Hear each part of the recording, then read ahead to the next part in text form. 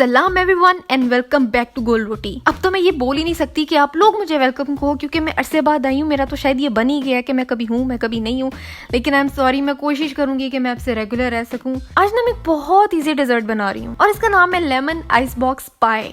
अब मुझे नहीं पता इसका ये नाम क्यों है। हाँ, इसमें लेमन है, इसमें बॉक्स नहीं है, इसमें आइस भी नहीं है। हाँ, पाई भी इसको बोल सकते हैं क्योंकि इसमें पाई क्रस्ट यूज होगा। बिल्कुल 4 इंग्रेडिएंट्स चाहिए आपको बनाने के लिए और ये बहुत मजे की है और ये बहुत रिच और बहुत क्रीमी है। और ये मैं पहले से बता दूं कि ये बहुत ज्यादा नहीं खाई जाती है, आपको बस थोड़ा सा चाहिए और ये बहुत आपको फुलफिल कर देगी। बहुत रिच डिजर्ट है ये। हाँ, और अगर आपको लेमन पसंद है और लेमन की खटास पसंद है तो this dessert is for you.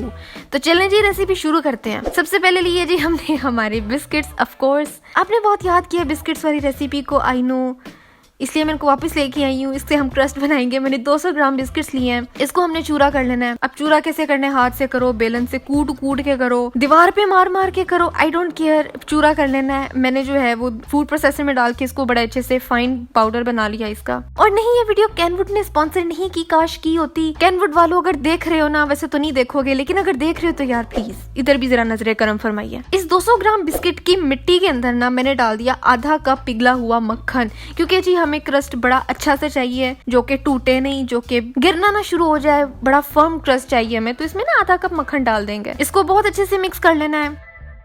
उसके बाद जी आपने इसको या तो किसी गोल्ड डिश में ले लो या तिकोन डिश ले लो। I mean it's completely up to you कि आपको किस शेप में चाहिए, लेकिन मैंने इसको अपनी आसानी के लिए एक एल्यूमिनियम कंटेनर ले लिया था, जो कि आप यूज करो और फेंक दो। धोने शोने की जरूरत नहीं पड़ती और इसमें काम वाकई बहुत आसान हो जाता है। इसमें जो मैंने सारे क्रम्स थे ना वो मैंने डाल दी है। उसके बाद इसको फ्लैट कर देना है, जितना अच्छे से हो सके, जितना इवनली हो सके उतना इसको फ्लैट करना है। इसको इतने अच्छे से इवनली इंसाफ के साथ फैलाना कि आपको लगे कि आप अपनी औलाद के लिए जायदाद के हिस्से कर रहे हो, इतना इवन होना चाहिए। अब इसको बहुत ज्यादा स्मूथ करने के लिए मैंने एक छोटा सा ग्लास ले लिया जिसका बॉटम बहुत फ्लैट था। उसको मैंने इसको ऊपर लगा के इसको थोड़ा फ्लैट करने की कोशिश की। फिर उसके बाद मैंने चम्मच से भी ट्राई किया। मतलब जो भी हो सकता है वो करो और इसको बहुत अच्छे से फ्लैट कर दो। आई मीन ये तो सब आपको भी पता ही होगा कि कैसे करना है, तो बस आपसे गप्पे लगाने के मेरे बहाने हैं कि मैं आपसे ज्यादा से ज्यादा बातें कर सकूं। बहुत अरसे बाद आई हूँ मैं यहाँ पे। बस बहन किसी दिन बैठ के ना दुख सुख खोलेंगे, लेकिन अभी इसको हमने रख देना है फ्रिज में ठंडा होने के लिए, कोई 1-2 घंटे के लिए, ताकि जो इसके अंदर मक्खन है वो जम जाए, हमारा जो क्रस्ट है वो फर्म हो जाए। उसके बाद जी हमने लेना है एक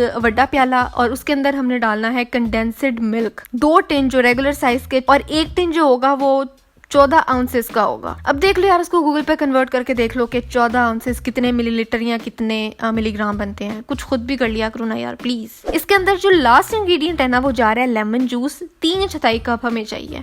और प्लीज वो जो बाजार में प्री मेड जूसेस मिलते हैं ना भाई, वो यूज मत करना। फ्रेशली स्क्वीज करके ना जूस निकालना है नींबू का और वो थोड़ा थोड़ा करके ना अपने कंडेंस्ड मिल्क में डालना है। अब क्योंकि लेमन जो है वो एसिड है और कंडेंस्ड मिल्क जो है वो दूध से बना है, तो जाहिर है वो फटेगा इन द सेंस कि वो गाढ़ा हो जाएगा, थिक हो जाएगा और उस थिकनेस से हमें व्हिप्ड क्रीम वाली फीलिंग आएगी। ये तो अभी बहुत पोरेबल है ना हमारा कंडेंस्ड मिल्क। इसको आप मिक्स करते जाए पोले पोले हाथों से। सारा 3/4 कप जूस जो है जब आप इसमें डाल देंगे तो ये देखें जी हमारी कितने मजे की कंडेंस्ड मिल्क में थिकनेस डेवलप हो गई है। और फिर हमने इसको उठाना है और डालना है अपने चिल्ड पाई क्रस्ट के ऊपर। सारा बड़े अच्छे से डालना है और जी बड़े मजे से ना इसको भी इवन आउट कर देना है। एक चम्मच लेना है और कोशिश करनी है कि बहुत अच्छा से इसको इवन आउट करना है। अब देख लें जी, इसमें सिर्फ 4 इंग्रेडिएंट्स हैं। इसमें मक्खन है, बिस्किट है, कंडेंस्ड मिल्क है और लेमन जूस है। आई मीन और क्या, और कितनी आसान रेसिपी लेके आऊँ मैं, मुझे बस ये बता दो।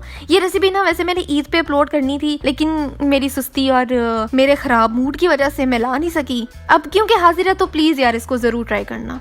उसके बाद इसको मैंने कर दिया कवर और इसको फेंक दिया मैंने फ्रिज के अंदर, नॉट लिटरली। ओवरनाइट रखेंगे तो बेस्ट है, जितना ज्यादा देर ये फ्रिज में रहेगा, चिल होगा, उतना ही अच्छा ही हो जाएगा। फिर उसके बाद इसको निकाल लेना। गार्निश कैसे करना है ये बड़ा औखा सवाल है जिसका जवाब मुझे भी नहीं आता।